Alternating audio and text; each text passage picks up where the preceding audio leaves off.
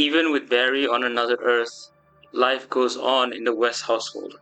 However, it's not too long before Team Flash discover Barry is missing. Hey everyone, this is TH Stories 80, where we narrate fanfiction audiobooks. Now we begin Chapter 2 of the Sunnydale Speedster. Let's dive in. The West household.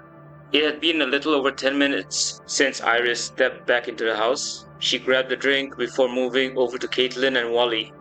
At the same time, Joe was speaking with Cisco. While Iris listened to Caitlin explain Barry's history as the Flash, she kept glancing at the door, feeling a tug in her chest. She knew how deeply Barry was affected by the loss of his father, and, coupled with his mother's murder years ago, and the betrayals by two mentors, Yobart Thawne, the fake Harrison Wells, and Hunter Zolomon, she wanted to go back outside. Still, she guessed the situation might be too much for Barry, and that he probably wanted some time to himself. She looked away from the door and laughed at something Caitlin said, but the tug in her chest persisted, as if it were trying to tell her something. Excusing herself, she headed to the door and opened it to the empty porch. A slight chill hung in the air.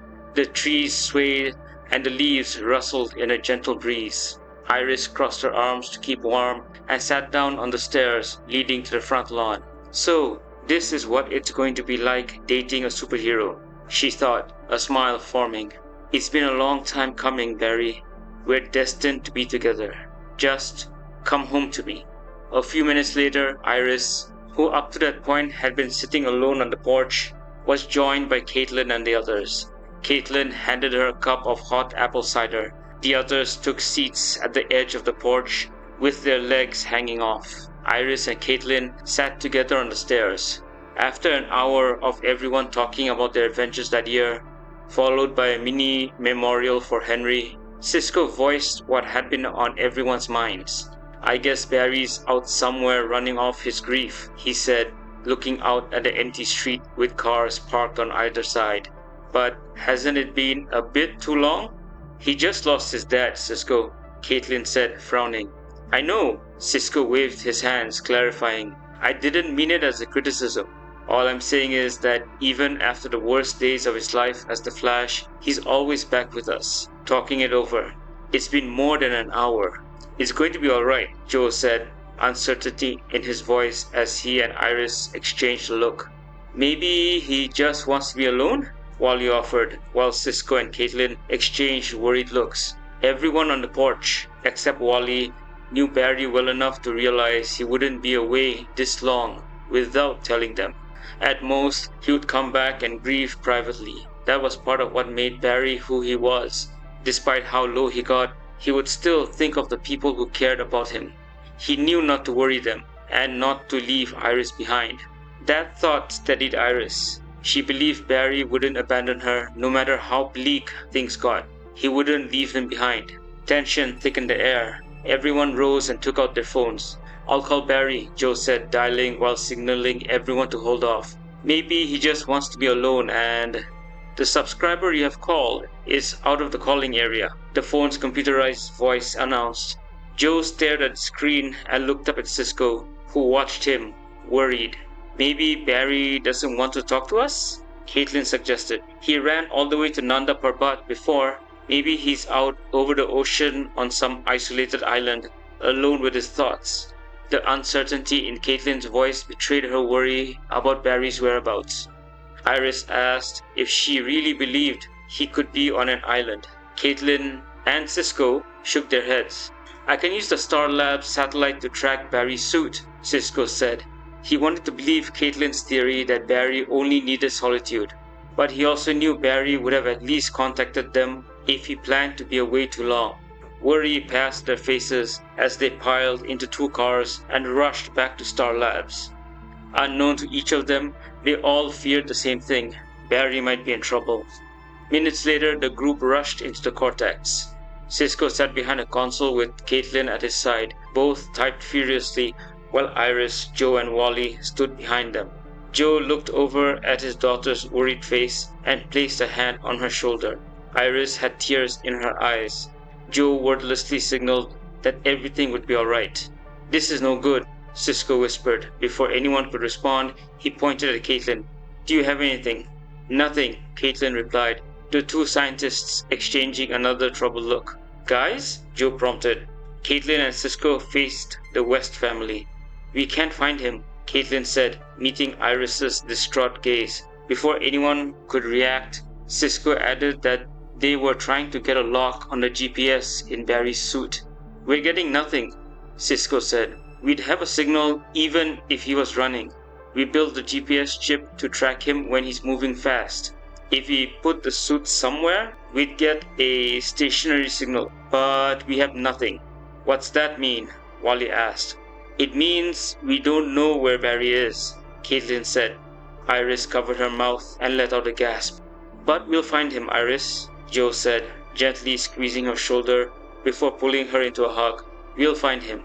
With Iris turned away, Caitlin and Cisco looked up at Joe and Wally. Caitlin suggested calling Felicity to task the Palmer technology satellite with helping locate Barry. Joe agreed. Wally comforted his sister while the two scientists swiveled back to the console, sharing the same worried look. They knew if they still couldn't find Barry, the possibilities weren't good. Some of them were terrifying. One troubled thought was that he might not be on this earth. Sunnydale, California, 21:20 hours. Barry had tried, not once, not twice, but multiple times to open a breach into the Speed Force. Panting, he needed a break. His heart was pulling him toward familiar surroundings, so he ran all the way to Central City. He hoped the city would help him get his bearings while he decided what to do next. One option was to confront Yobud Thawne, the fake Harrison Wells. He pushed that thought aside immediately. Confronting Thawne would change the future so drastically that he might never become the Flash. As Barry continued to run, he replayed all the likely scenarios in his head. When he suddenly skidded to a stop, chalk freezing him in place, he was standing at the outskirts of what should have been Central City. Except there was no Central City. Instead, he was staring at a small town of 20,000 people. He took a few steps back in disbelief. No, no, no, Barry whispered as he sped into the town that was not Central City. Yellow lightning trailing behind him while he ran through each street, hoping this was a nightmare. He ran back to the city limits and stopped again. He shook his head in disbelief, then sped off toward Star City. A bad feeling tightened in his chest. He remembered what Dawn had told him earlier. She'd said she'd never heard of Central City. Barry tried to reason it away. Dawn didn't know every city in the country. The particle accelerator and its explosion were what had put Central City into the national consciousness. It was understandable she might not have heard of it. The worry tightened further when he skidded to a halt outside what should have been Star City. Instead of the familiar skyline, he looked out over another sprawling city with a different name. Barry pressed his hands to his head, utterly unnerved. Then the terrifying realization hit him. He was on another Earth. Maybe it was Kara's Earth. He remembered how, the first time they teamed up, Kara had added to his speed while they raced together. That had opened a breach in the dimensional barrier.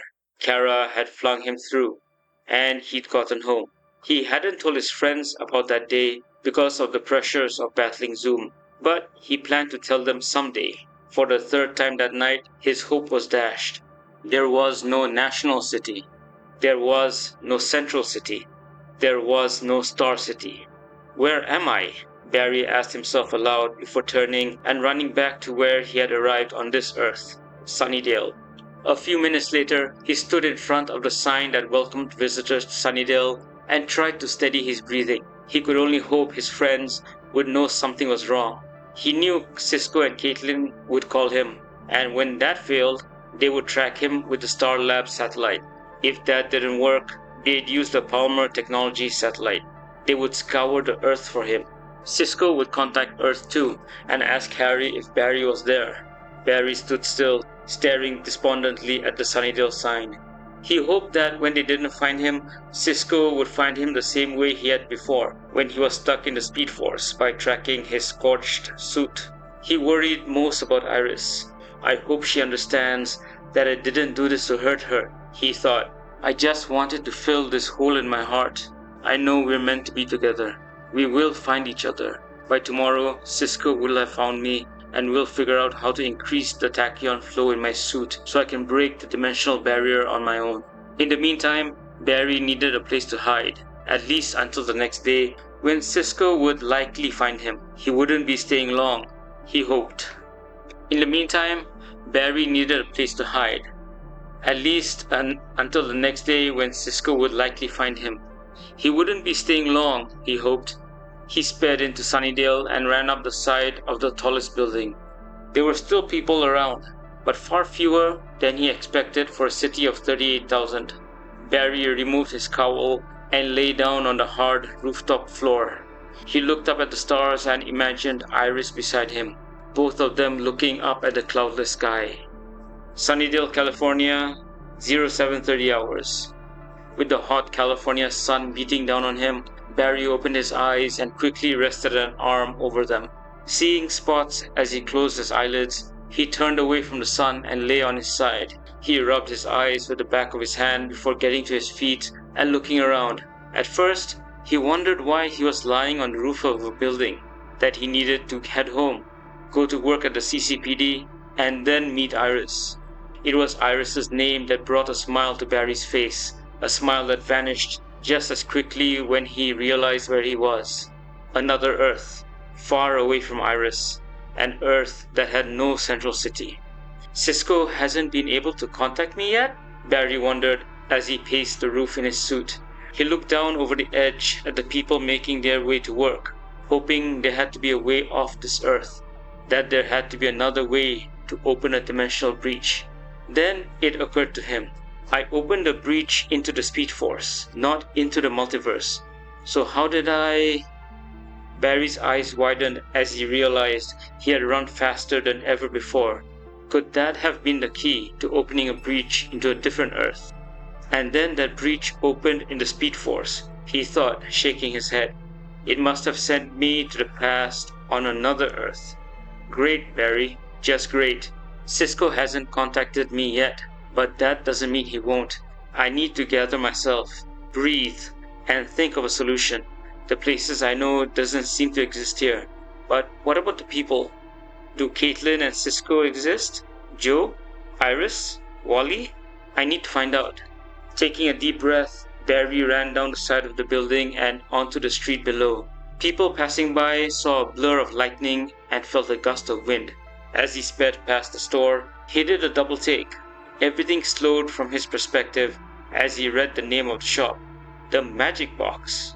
Must be selling souvenirs or something, Barry thought, glancing at the older man holding the door open, facing away from the street.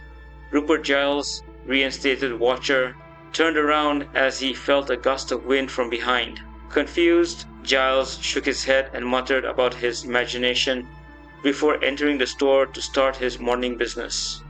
Barry approached a nearby coffee shop, the espresso pump, and noticed someone using a laptop. Getting an idea, he ran up the stairs at super speed, weaving past two young women walking toward him.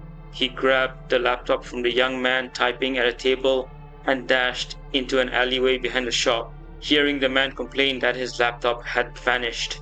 Sorry, Barry thought, checking the internet connection. It was still strong. He searched for Caitlin first. With this being an era before Facebook, Barry had to use other alternatives.